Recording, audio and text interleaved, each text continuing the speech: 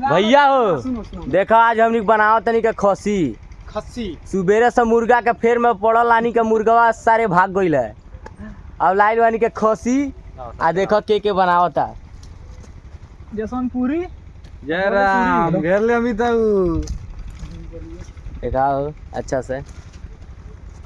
देखो जान आइल बा 5 किलो खस्सी आ बानी के 10 जन है। अब आधा किलो खाए के जेके खाए बा आ जा जान एकदम गरम होता कावा गरम बा देख लो जाना आज भैया हो देखो हमनी के आइल बनी के अब आज दिन खराब हो गइल बा हमनी के आ मुर्गा के चक्कर में पड़त आई देखो साज बिहाने से साज हो गई आइल बा 5 किलो खस्सी आ लिट्टी नहीं बनल बा देखो चावल बनल बा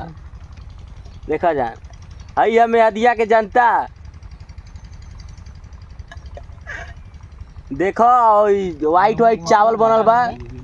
आ देखा पहले एक पीस देता है ई नमक हरामी करता नहीं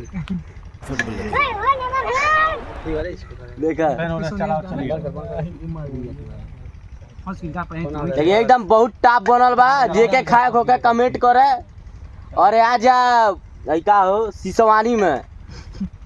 सिसवानी बहुत टाप है में बहुत कुछ होला एबे खइबो कइल जाला वीडियो बन जाई त खाई कितने तेजस्वी लोग हैं हमारे पास कितने शानदार विचार रखते हैं। देखिए दोस्तों आज की खांसी पार्टी सब दोस्तों के साथ मजा लेते हुए देखिए